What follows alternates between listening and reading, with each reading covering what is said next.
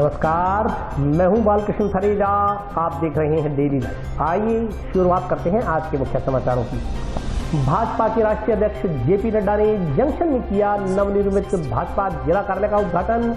अपने संबोधन में कहा, राजस्थान में भी बनेगी डबल इंजन की सरकार। भाजपा राष्ट्रीय अध्यक्ष जेपी नड्डा के हनुमानगढ़ आगमन पर भाजपा कार्यकर्ताओं ने पलक पावड़े बिछाकर किया स्वागत। इंटर्नशिप कर रही छात्राओं को सर्वे कार्य के लिए जबरन बाधित करने का आरोप। एसएफआई कार्यकर्ताओं ने जिला कलेक्टर को सौंपा ज्ञापन। अघोषित विद्युत कटौती के खिलाफ माकपा कार्यकर्ताओं ने जोधपुर विद्युत वितरण निगम के समक्ष किया विरोध प्रदर्शन। ग्राम पंचायत देवीदास के सरपंच पर हमला करने के 4 आरोपियों को लोहड़ पुलिस ने किया गिरफ्तार। और अब समाचार विस्तार से। भाजपा के राष्ट्रीय अध्यक्ष जेपी नड्डा ने आज जंक्शन में नवनिर्मित भाजपा जिला कार्यालय का उद्घाटन किया। इस मौके पर बोलते हुए नड्डा ने कहा कि आगामी चुनाव में राजस्थान में भी डबल इंजन की सरकार बनेगी। इस मौके पर हजारों की संख्या में भाजपा कार्यकर्ता उपस्थित रहे। भाजपा के राष्ट्रीय अध्यक्ष जगत प्रकाश नड्डा का कहना है कि कुर्सी एमपी एमएलए वह माध्यम व रास्ता है जिसके जरिए हम लोग सेवा कर सकते हैं। इसके जरिए राष्ट्र को मजबूत करने की बात हमें ध्यान रखनी होगी। हमारा विरोधी भी जानता है कि अगर कोई राष्ट्रवादी पार्टी है तो वह है भारतीय जनता पार्टी। नड्डा ने कहा कि एक देश में 2 निशान, 2 प्रधान, 2 विचार नहीं चल सकते। सारी पार्टियों ने रास्ते बदल लिए, लेकिन प्रखर राष्ट्रवाद भारतीय जनसंघ व भारतीय जनता पार्टी के साथ अटूट रहा है। भारत का जो महान सपूत नरेंद्र मोदी सन 1990 में एकता यात्रा के माध्यम से कश्मीर से चलकर मुरली मनोहर जोशी के नेतृत्व में तिरंगा लेकर चलता है और 26 जनवरी 1991 को लाल चौक कश्मीर में झंडा गाड़ता है। आज वही नरेंद्र मोदी देश का प्रधानमंत्री है। उनकी इच्छा शक्ति और अमित शाह की रणनीति ने धारा 370 को धराशायी कर दिया। अब हमारा एक देश में एक निशान, एक विधान, एक प्रधान का नारा साकार हो गया। भाजपा राष्ट्रीय अध्यक्ष जेपी नड्डा ने बुधवार को जंक्शन स्थित शिव सिनेमा के पीछे भारतीय जनता पार्टी के नवनिर्मित कार्यालय का उद्घाटन करते हुए कार्यकर्ताओं को संबोधित करते हुए उक्त बातें कही। जेपी नड्डा ने कहा कि भाजपा राष्ट्रवाद तो है ही, इसके साथ साथ हमें गांव, गरीब, वंचित, पीड़ित, शोषित, महिला, युवा, किसान के आंसू पोंछने, इनको ताकत देने का काम करना है। हमें इनके सशक्तिकरण के लिए कार्य करना होगा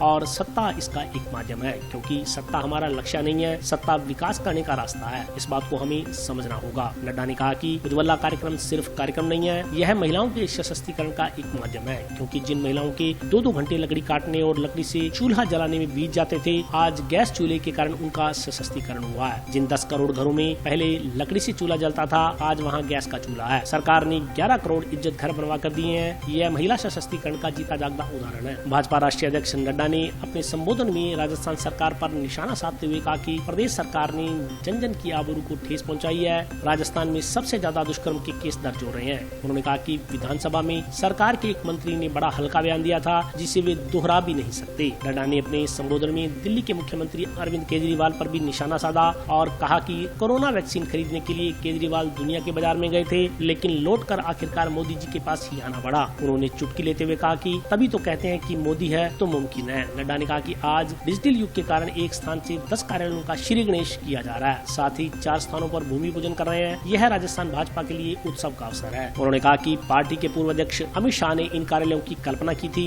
आज 10 आधुनिक कार्यालय राजस्थान को समर्पित हो रहे हैं। उन्होंने कहा कि वे इन्हें कार्यालय इसलिए कह रहे हैं क्योंकि ऑफिस सुबह 10 बजे खुलकर शाम 5 बजे बंद हो जाता है, लेकिन कार्यालय वह होता है जिसका पट कभी बंद नहीं होता। पार्टी हमारी माँ है, उसके कार्य करने का स्थान कार्यालय होता है। कार्यालय ऊर्जा संस्कार का केंद्र होता है। ये कार्यकर्ताओं को तैयार करने का यंत्र है। राष्ट्रीय अध्यक्ष ने कहा कि एक समय में भाजपा के 2 सांसद हुआ करते थे, आज 302 हैं। एक समय में हमें संगठन को मजबूत करने के लिए कार्य करते थे और हमारी संख्या लाखों में थी। आज हर एक कोई हमारा परिचय लेता है, विरोधी भी हमारा परिचय देता है तो कहता है कि विश्व की सबसे बड़ी 18 करोड़ सदस्यों वाली पार्टी भारतीय जनता पार्टी है। राजस्थान भी इसमें कम नहीं है। राजस्थान में 13 कार्यालय बनकर तैयार हो चुके हैं। 9 कार्यालयों पर काम चल रहा है। 7 कार्यालयों के लिए जमीन खरीदने की प्रक्रिया चल रही है। इससे पहले भाजपा राष्ट्रीय अध्यक्ष जेपी नड्डा ने भाजपा जिला कार्यालय का उद्घाटन किया। नए भवन के उद्घाटन की औपचारिकताएं पूरी करने के बाद कार्यालय का अवलोकन किया गया। इसके बाद नड्डा ने 9 जगह बीकानेर, श्रीगंगानगर, अलवर, धौलपुर, अजमेर, नागौर, उदयपुर, बांसवाड़ा एवं चित्तौड़गढ़ में भाजपा जिला कार्यालयों का बटन दबाकर वर्चुअली लोकार्पण किया। साथ ही दौसा, प्रतापगढ़, बारा और चूरू में कार्यालयों का ऑनलाइन शिलान्यास किया। किया। इस दौरान भाजपा जिला कार्यालय के निर्माण कार्य में लगे 3 मजदूरों को मंच पर सम्मानित किया गया। लोकार्पण कार्यक्रम में भाजपा प्रदेश अध्यक्ष डॉक्टर सतीश पूनिया ने स्वागत भाषण देते हुए कहा कि भारत ने सनातन परंपरा से इतिहास रचा है, लोकतंत्र भारत की ताकत है, भारत की संस्कृति का सभी को सम्मान करना चाहिए। डॉक्टर पूनिया ने कहा कि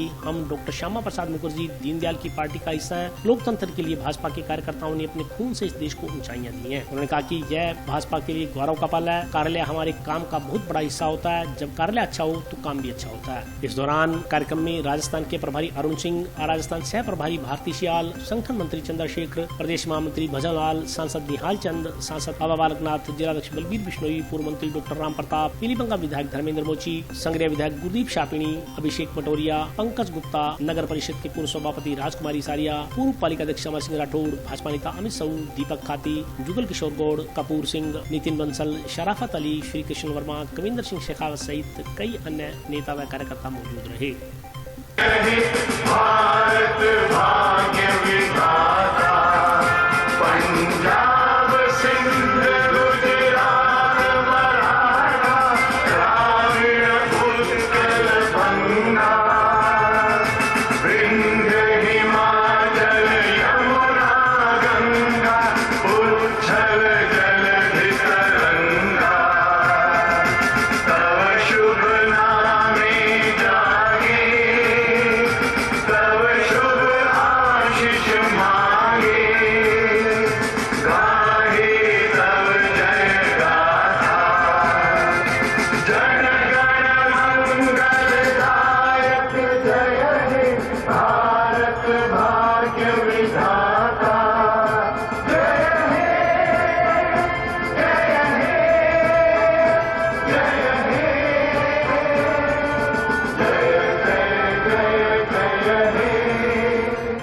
से लेकर 2020 आ गया, हम एक ही नारा लगाते रहे, एक देश में 2 निशान 2 विधान 2 प्रधान नहीं चलेगा। सारी पार्टियों ने रास्ते बदल लिए, लेकिन प्रखर राष्ट्रवाद भारतीय जनसंघ और भारतीय जनता पार्टी के साथ हमेशा अटूट रहा। और आज उसी का नतीजा है कि जो भारत का महान सपूत नरेंद्र मोदी 1990 में एकता यात्रा के माध्यम से कश्मीर से चलकर मुरली मनोहर जोशी के नेतृत्व में झंडा तिरंगा लेकर चलता है, और वह 26 जनवरी 1991 को वह लाल चौक कश्मीर में झंडा गाड़ता है, वो भी हमको याद है। और वही बाद में प्रधानमंत्री बनते हैं, और उनकी इच्छा शक्ति और अमित शाह की राजनीति ने धारा 370 को धाराशाही कर दिया। और अब हमारा नारा साकार हो गया, एक देश में एक निशान, एक विधान, एक प्रधान, यही रहेगा, और अटूट कश्मीर हमारा जम्मू कश्मीर। तो राष्ट्रवादी तो हम ही है, लेकिन राष्ट्रवाद के साथ साथ हमने तय करना है कि हम गांव, गरीब, वंचित, पीड़ित, शोषित, दलित, महिला, युवा, किसान, इनकी को ताकत देने का काम हमने करना है।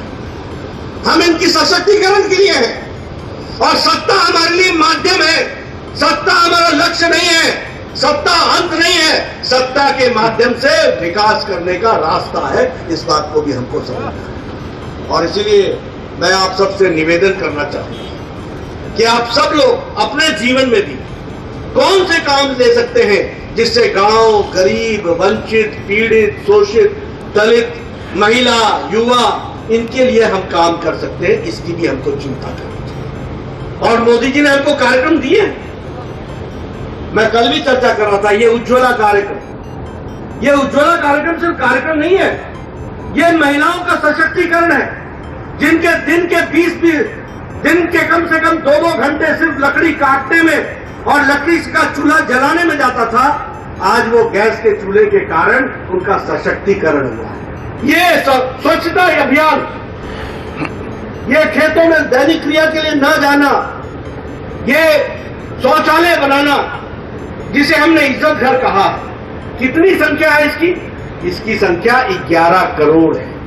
यानी 70 साल गुजर गए, 11 करोड़ घर यानी 11 करोड़ माताएं ऐसी थी बेचारी जो अपने दैनिक नित्यकर्म के लिए सूर्योदय से पहले और सूर्यास्त के बाद जाने का इंतजार करती थी। 11 करोड़ छोटी नहीं घटना है, 11 करोड़। अब 11 करोड़ बहनों के बच्चे भी थे, यानी ये सब खेतों में जाया करते थे दैनिक क्रिया। लेकिन मोदी जी ने इनको खेतों में जाने से रुकवाया और इज्जत घर घर में दिया। 11 करोड़ इज्जत घर बनाए और उनका सशक्तिकरण किया, उनको ताकत दी। ये भी हमको याद है। 3.5 करोड़ घरों में बिजली पहुंचाई है, 3.5 करोड़ से। राजस्थान में भी लाखों की संख्या में पहुंचाई है। इसका मतलब कि वो माताएं बेचारी डिबरी जला करके पढ़ा करती थी, बच्चे पढ़ा करते थे। टीवी नाम की चीज नहीं होगी, फ्रिज की कभी कल्पना नहीं कर सकते, कोई उनके पास व्यवस्था नहीं थी। आज उनको भी एक इज्जत के साथ जीने का मौका मिला है, तो वह हमको सौभाग्य योजना के माध्यम से मिला। अनेक योजनाएं उठा करके देखी। आप बताइए, कोरोना जब आया तो ये जनधन खाते में मोदी जी ने 500-500 रुपए 20 करोड़ बहनों के खाते में पहुंचाया कि नहीं पहुंचाया? पहुंचाया कि नहीं पहुंचाया? ये महिला सशक्तिकरण का 500-500 रुपए हर महीने हमारे अपने विकलांग भाइयों को 1-1 हजार रुपए पहुंचाया था। ये सशक्तिकरण यानी गांव, गरीब, वंचित, पीड़ित, शोषित, दलित, युवाओं के लिए स्टैंड अप योजना, स्टार्टअप योजना, हमारे दलित भाइयों के लिए स्टार्टअप योजना अलग से चलाया गया। ये सारे कार्यक्रम इसलिए चलाए गए ताकि आप विकसित हो सके और आपके माध्यम से समाज आगे बढ़ सके, इसकी चिंता की। और आप याद कीजिए, वो केजरीवाल जी ने कहा कि हमको खरीदने दो वैक्सीन, हमको खरीदने दो वैक्सीन। अंतर्राष्ट्रीय बाजार में गए, किसी ने पूछा नहीं, 1 हफ्ते में लौट करके अमाउंट टर्न होकर के आए और कहने लगे मोदी जी आप ही वैक्सीन दिला दो। और अंत में क्या कहा? मुफ्त ही दिला दो। मोदी जी ने कहा ये तेरे बस का रोग नहीं है, ये हम ही कर सकते हैं। मोदी है तो मुमकिन है, ये हमको ध्यान में रखना। और वैक्सीनेशन हुआ। आज हम सुरक्षा कवच के साथ 130 करोड़ की जनसंख्या खड़ी है, ये भी हमको समझना चाहिए। मैंने अभी भी चर्चा की थी, कल भी चर्चा की थी, ऑपरेशन गंगा के तहत क्या आप बताइए 23,000 बच्चों को वापस लेकर के यूक्रेन से आए कि नहीं आए? मोदी जी आए कि नहीं आए? 23,000 बच्चे। किस देश ने ऐसी कोशिश की है? अमेरिका ने की क्या? कनाडा ने की क्या? ऑस्ट्रेलिया ने की क्या? यूरोप ने की क्या? कौन सा देश है? आप बताइए, मोदी जी ने पुतिन से बात की कि नहीं की कि हमारे बच्चे हैं वहां पर? ज़ेलेंस्की को बताया कि नहीं कहा हमारे बच्चे हैं? पुतिन ने कहा कि नहीं कहा कि हम युद्ध विराम करते हैं, इतने समय में आप अपने बच्चों को भारत के लिए निकाल लीजिए? सारा विदेश मंत्रालय यूक्रेन के बॉर्डर पर मोदी जी ने लगा दिया और 1 महीने के अंदर 23,000 बच्चे 114 फ्लाइटों में उनको भारत 114 फ्लाइट, जिसमें से 14 फ्लाइट भारतीय एयरफोर्स की थी और बाकी हमारे विमान सेवाओं वाली थी, और उनको ला करके यहां भारत में पहुंचाया गया, उनके माता पिता तक पहुंचाया गया। किया कि नहीं किया? और राजस्थान से भी 5,000 बच्चे थे। यह है रिस्पॉन्सिबल सरकार, यह है रिस्पॉन्सिबल सरकार, जिसको हमको समझना चाहिए और ध्यान रखना चाहिए। मित्रों, इस मंच के माध्यम से जो हमारे सभी 44 स्थानों पर हमारे 44 जो संगठनात्मक जिले हैं, फेस लाइफ से जुड़े हुए सभी कार्यकर्ता, सभी नेताओं को इस उत्सव की घड़ी पर उनको बधाई देता हूं और आप आगे बढ़े इस शुभेच्छा के साथ। बहुत बहुत धन्यवाद। जय भारत, जय राजस्थान। मैं आप सभी की ओर से माननीय राष्ट्रीय अध्यक्ष जी का, कांग्रेस नेतृत्व का बहुत बहुत आभार प्रकट करता हूं, अभिनंदन करता हूं। और इसी के साथ साथ आपने जो इस पार्टी कार्यक्रम में जो अपना अमूल्य इस लड़ाई में सहयोग दिया, उसके लिए मैं मन से पूरे जिले की ओर से मैं आपका आभार प्रकट करता हूं। भारतीय जनता पार्टी के राष्ट्रीय अध्यक्ष जेपी नड्डा के हनुमानगढ़ जिले की सीमा में पहुंचते ही कार्यकर्ताओं ने पुष्प वर्षा कर उनका स्वागत किया।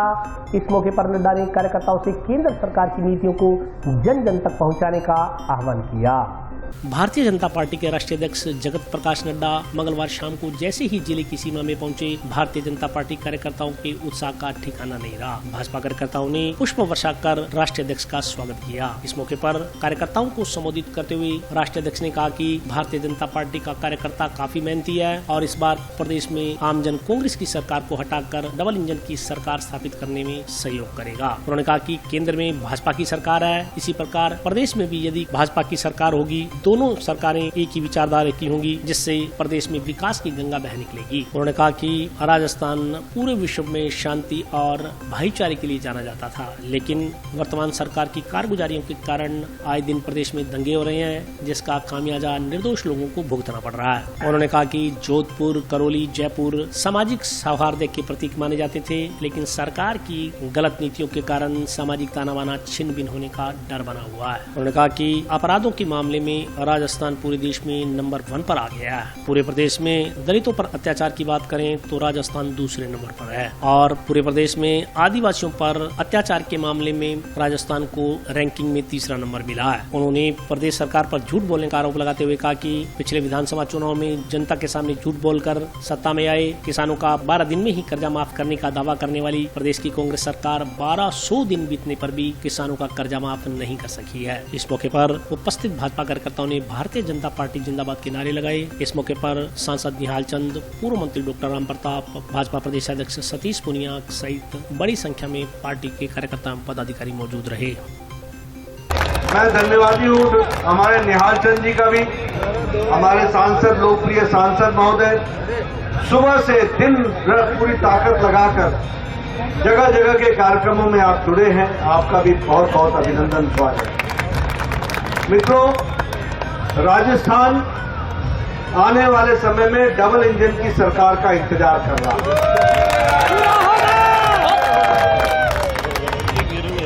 ऊपर मोदी जी की केंद्र में सरकार और यहाँ जो मोदी जी के द्वारा आशीर्वाद मिल रहा है वो सीधा सीधा यहाँ ठीक से पहुंचे। इसके लिए यहाँ भी भारतीय जनता पार्टी की सरकार है। मैं हर जगह बता रहा हूँ, राजस्थान जाना जाता था शांति के लिए, राजस्थान जाना जाता था संस्कार के लिए, राजस्थान जाना जाता था संस्कृति के लिए, राजस्थान जाना जाता है प्यार के लिए।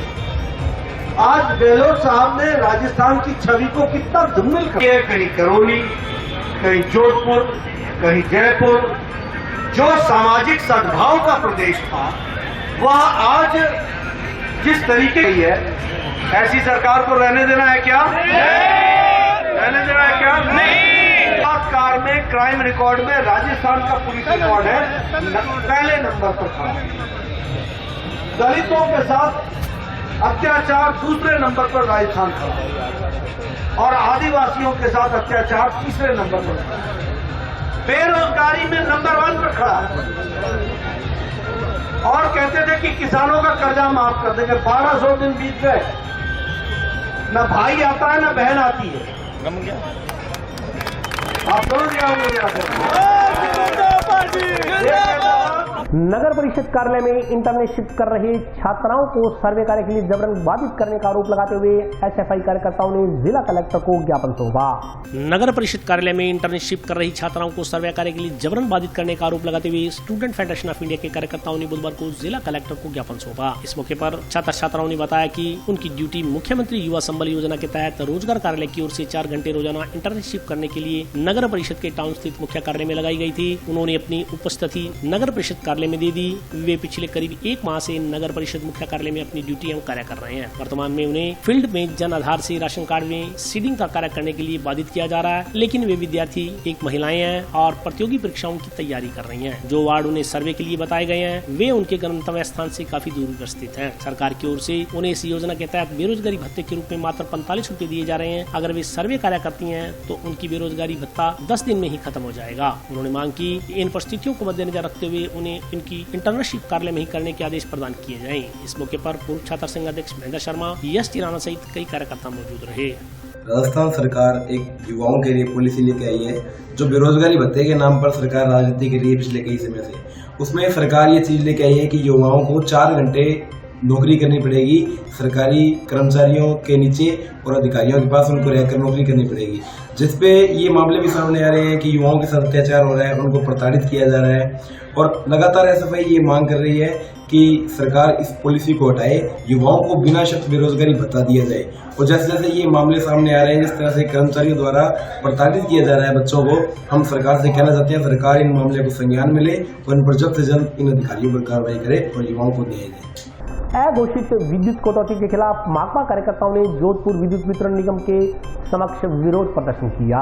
बिजली कटौती बंद करो, बंद करो, बंद करो, बिजली कटौती बंद करो, बंद करो, बंद करो, बिजली विभाग की गुंडागर्दी नहीं चलेगी, नहीं चलेगी, नहीं चलेगी। ग्रामीण क्षेत्रों में की जा रही अघोषित विद्युत कटौती के खिलाफ भारत की कम्युनिस्ट पार्टी मार्क्सवादी के बैनर तले आसपास के गांव के ग्रामीणों ने बुधवार को जोधपुर विद्युत वितरण निगम लिमिटेड के अधीक्षण अभियंता कार्यालय पर प्रदर्शन किया। माकपा नेता रामेश्वर वर्मा के नेतृत्व में प्रदर्शन के बाद कार्यकर्ताओं ने प्रबंध निदेशक के नाम अधिकारियों को ज्ञापन सौंप अघोषित विद्युत कटौती बंद करने के साथ खेतों में लगातार 6 घंटे बिजली देने की मांग की। इस मौके पर माकपा नेताओं ने कहा कि राज्य सरकार के आदेश के अनुसार 5000 से अधिक आबादी वाले कस्बों व गाँव में 3 घंटे विद्युत कटौती होगी। इसका समय सुबह 6 बजे से 9 बजे तक रहेगा, परंतु निगम की ओर से अवैध तरीके से दिन हो या रात मनमर्जी से 8-8, 10-10 घंटे या इससे भी अधिक समय विद्युत कटौती की जा रही है। उन्होंने कहा कि डबरी राठान 25,000 से अधिक आबादी वाला कस्बा है, जहां इस भयंकर गर्मी में 10-10 घंटे तक बिजली के कट लग रहे हैं। उन्होंने मांग की कि अविलंब इस कटौती को बंद किया जाए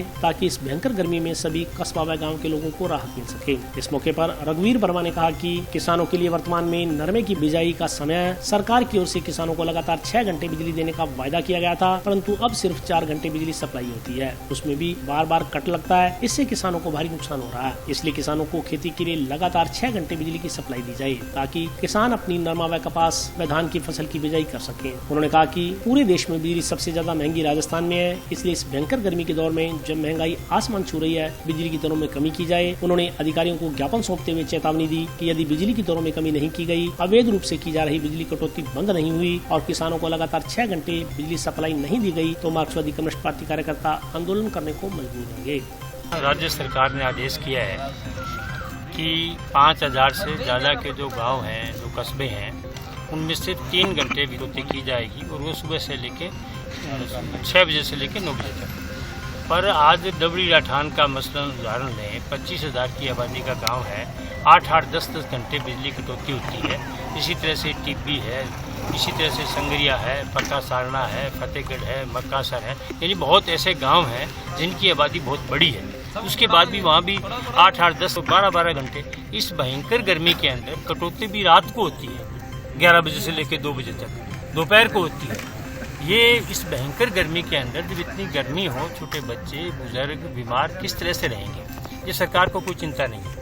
इसी तरह से फसल की बुआई का टाइम है, नरमे की, कपास की, उसके बाद धान की, अभी रोपाई की जाएगी, बिजाई की जाएगी। ऐसे वक्त में सरकार ने कहा 6 घंटे बिजली देंगे और 4 घंटे देते हैं। 4 घंटे में 5-5, 6-6 कट लगते हैं, जिसके कारण जो 4 घंटे में बिजली मिलनी चाहिए, जितनी आपासी चाहिए, वो सिर्फ उसकी आधी 2 घंटे बारी हो पाती है। इसलिए हमारी मांग है कि 6 घंटे लगातार बिजली किसानों को दी जावे, बिना किसी ट्रिम के, और लगातार दी जावे। इसी तरह से गांव के अंदर, जिस गांव की भी आबादी 5000 से ज़्यादा है, हम सरकार के आदेश की बात कर रहे हैं, वो बिजली लगातार दी जावे और 3 घंटे होती, वो भी उस वक्त जब पीक टाइम नहीं, यानी सुबह आप कर सकते हैं 5 बजे से लेके 6 बजे से लेके, या अगर बहुत बड़ी कोई दिक्कत आ गई तो शाम को कोई 1 घंटा काट लें आप, पर वो बिल्कुल 12 बजे रात को काटेंगे, 1 बजे रात को काटेंगे। तो ये इसके खिलाफ आज यहाँ सैकड़ों जो हैं ग्रामीण शहरवासी आए हैं। आज भारत की कम्युनिस्ट पार्टी मार्क्सवादी द्वारा यहाँ जो अधीक्षण अभियंता कार्यालय के आगे धरना लगाए बैठे हैं, इस गर्मी में कि लगातार यहाँ के प्रशासन द्वारा, राजस्थान सरकार द्वारा ये आश्वासन दिया गया कि बिजली में हम सुधार कर रहे हैं, लेकिन अभी गांव में यही बुरे हालात बने हुए हैं कि लाइट आ नहीं रही है। जिन लोगों के पास कोई दूसरा सोर्स नहीं है का, वो बहुत ज़्यादा गरीब आदमी परेशान हो रहा है। तो इस बात को लेकर आज धरना लगाया, और अगर हमारी बात को नहीं सुना गया, बिजली के अंदर सुधार नहीं किया गया, तो ये धरना फिर आगे आंदोलन के रूप में आगे शुरू रखेंगे। और अभी वक्त ब्रेक का, हाजिर होता हूँ छोटे से ब्रेक।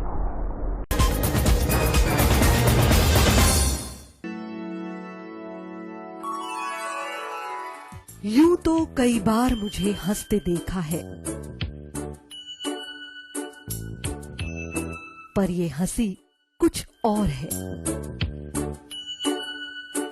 ये गहना मुझ पर जचता है, पर ये महज एक गहना नहीं, ये रूपरेखा है मेरे मन की, हंसती खिलखिलाती लहरों की, जो आतुर थी अब तक मुझ पर सजने को।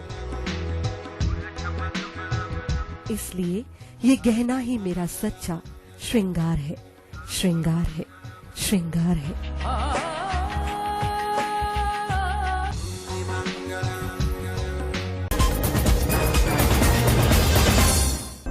ब्रेक के बाद स्वागत है। आइए नजर डालते हैं अगले समाचारों पर। ग्राम पंचायत देईदास के सरपंच पर हमला करने के आरोप में जिले की नौहर पुलिस ने 4 आरोपियों को गिरफ्तार किया।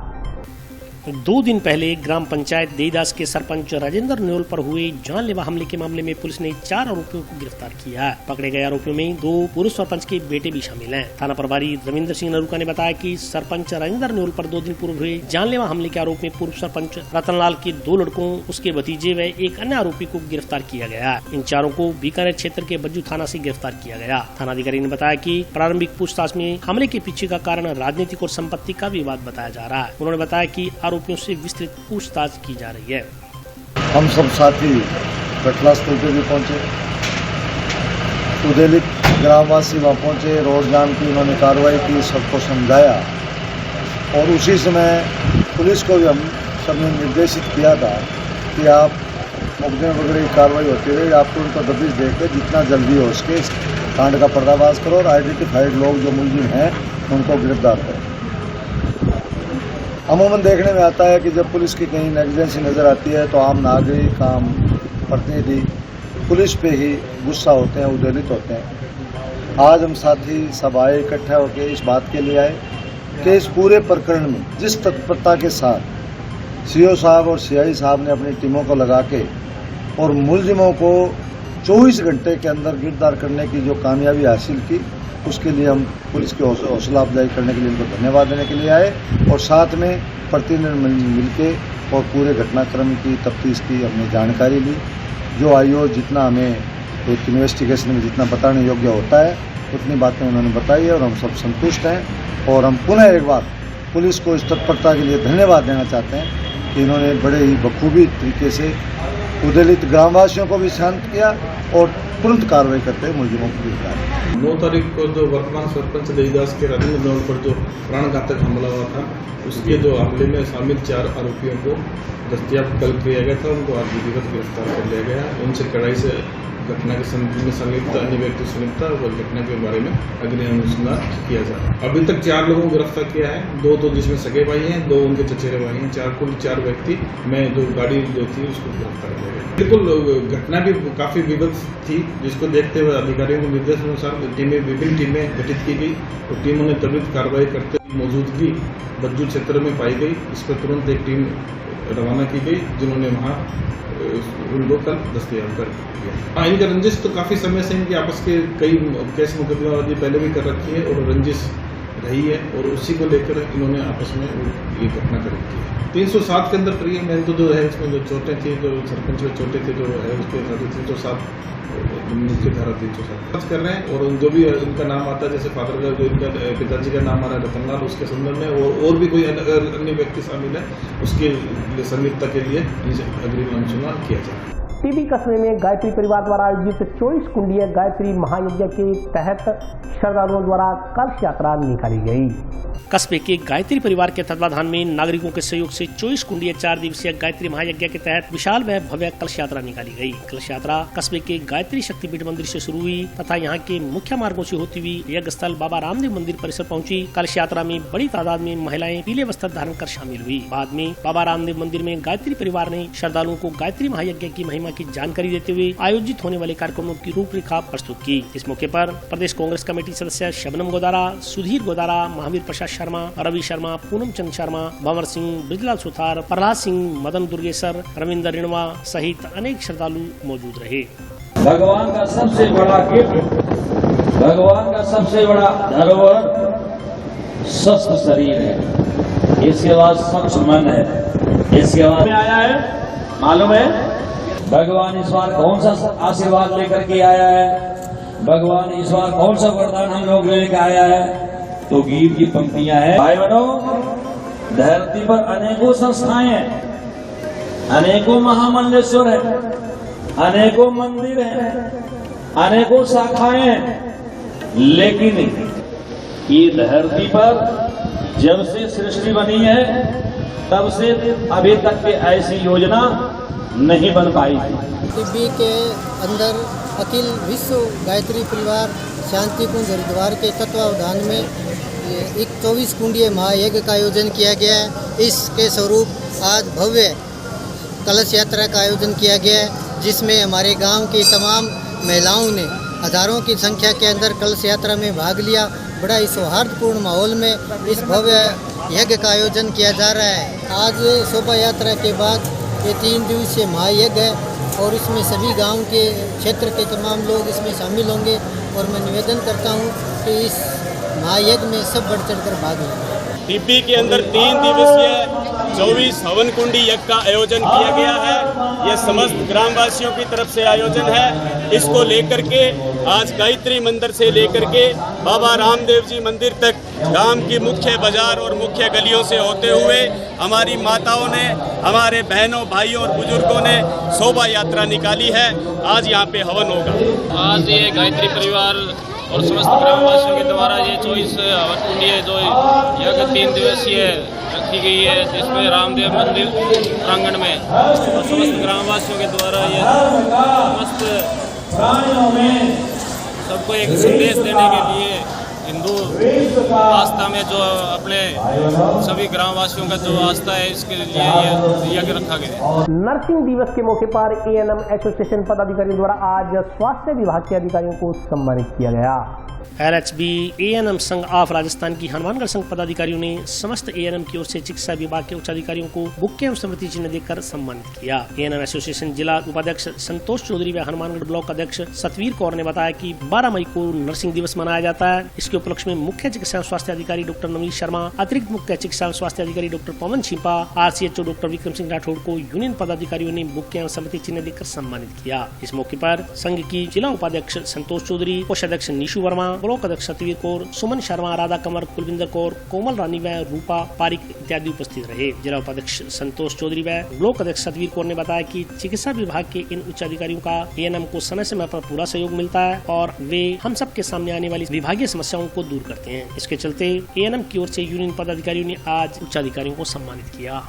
12 मई नर्सिंग दिवस के उपलक्ष्य पर doctor CMHO sir Navneet Sharma, additional CMHO sir Pawan Kumar Shimpa, RCHO sir Vikram Singh Rathore को स्मृति चिन्ह और बुके भेंट करके उनका सम्मान किया है और उन्हें हमने काम के लिए हमारे अच्छा प्रेरित किया है। हमेशा हमारा उसके लिए हमें उनको धन्यवाद किया है और हमेशा हमारा सहयोग किया है, साथ दिया है। जो भी है उनको अच्छी तरह से उन्होंने सुना है और उसको सोल्यूशन किया है। तो आज के लिए बस इतना ही। कल फिर हाजिर होता हूँ नए समाचारों के साथ। तब तक के लिए नमस्कार।